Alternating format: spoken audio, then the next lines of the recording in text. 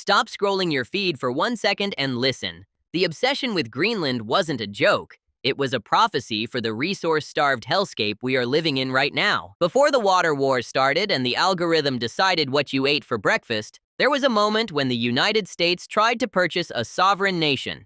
And the reason is darker than just ego. Welcome back to the Content Trough, you weary travelers of the digital wasteland, where it is currently 2026, and we are still dissecting the geopolitical hallucinations of the past because the algorithm refuses to let us move forward. You might be wondering why. In a world where your toaster requires a monthly subscription and the sky is a permanent shade of gray, we are talking about President Trump's obsession with Greenland. It feels like a fever dream from the before times, doesn't it? But here is the sour truth that your feed filter is trying to hide. That seemingly senile request to purchase the world's largest island was actually the first symptom of the hyper-capitalist rot that now consumes us all. We laughed then, posting our little memes while the ice caps melted, but the machine knew exactly what it was doing. This wasn't just a real estate mogul having a senior moment. It was a glitch in the simulation revealing the source code of our reality. The obsession wasn't about snow.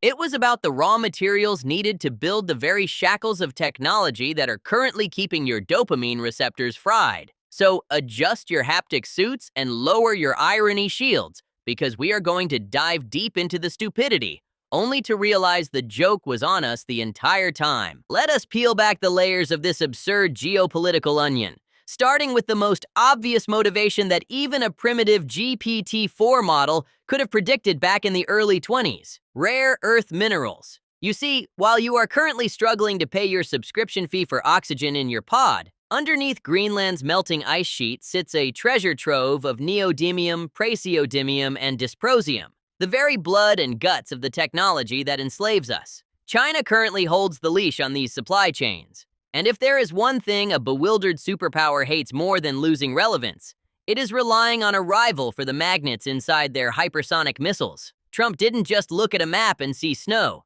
He saw the periodic table screaming for liberation. The obsession wasn't senility. It was a ruthless, albeit clumsy attempt to secure the raw materials necessary to keep the great American machine churning out useless gadgets for another century. It is resource warfare disguised as a real estate negotiation. And frankly, in 2026, we know that the only thing more valuable than data is the dust required to store it. Now, pivot your attention to the Arctic, which used to be a sanctuary for polar bears before we decided they were redundant content. And look at the strategic chessboard. As the planet cooks itself, a feature, not a bug, of our economic system, the ice is receding, opening up new shipping lanes that cut travel time between Asia and Europe drastically. Russia has been planting flags and building bases on the ice shelf like they are playing a game of Civilization 6 on beginner mode. Trump's obsession was fueled by the military-industrial complex whispering in his ear that if we didn't buy Greenland, we'd lose the great game of the North. It's the ultimate irony of the 21st century, denying climate change publicly while privately scrambling to monetize the new trade routes it creates. The algorithm loves this kind of cognitive dissonance because it generates high-engagement anger. Buying Greenland wasn't just about land. It was about controlling the toll booth at the top of the world. They wanted to charge admission for the apocalypse, and honestly, that is the most American business model I can imagine. We cannot analyze this without addressing the massive gold-plated elephant in the room, the sheer ego of treating a sovereign nation like a distress sale in Atlantic City. To a man who sees the world entirely through the lens of branding and acquisition, Greenland was just a really big, under-monetized golf course. The logic is terrifyingly simple. It's big, it's on the map, and it's under new management waiting to happen. In the warped reality of 2026, where we buy virtual land in the metaverse for millions, this actually makes twisted sense. But back then, the idea of Trump Tower nuke was a diplomatic insult so profound it baffled the Danes. He looked at a culture, a history, and a population, and saw nothing but a distressed asset. It is the ultimate capitalist delusion that everything has a price tag if you just bully the owner hard enough. And the worst part? The algorithm rewarded him for it. The sheer audacity of the proposal dominated the news cycle, drowning out actual policy, which is exactly what the uncaring machine wants. Noise over signal.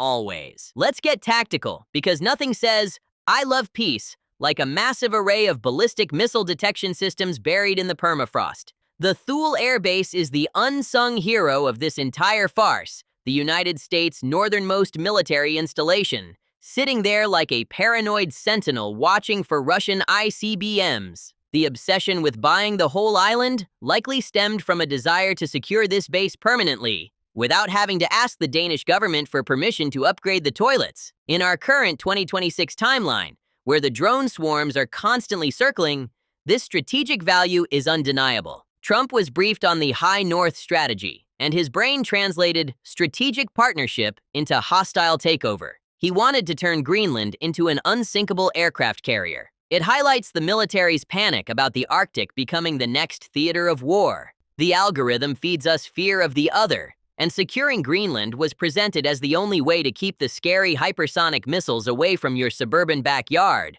which is now underwater anyway. We have to talk about the diplomatic train wreck, because it is a perfect case study in how the algorithm degrades human interaction. The Prime Minister of Denmark called the idea absurd, which in diplomatic speak is the equivalent of spitting in someone's face. Trump then canceled a state visit, throwing a tantrum that would shame a toddler. This reaction wasn't just poor statesmanship, it was content creation. The friction, the insult, the nasty comments, it all fed the beast. In 2026, we are used to leaders communicating via aggressive neural blasts. But back then, canceling a trip because they wouldn't sell you their country was peak disruption. It showed a fundamental misunderstanding of how the world works. Nations aren't corporations, but are they? In our corporate feudalist present, maybe he was just ahead of the curve. Maybe Denmark was the one living in the past, thinking that sovereignty still meant something in the face of sufficient capital. It is a bleak thought, but bleak is the only flavor we have left in the pantry. Beyond the minerals and the missiles, there was the desperate human need for a legacy,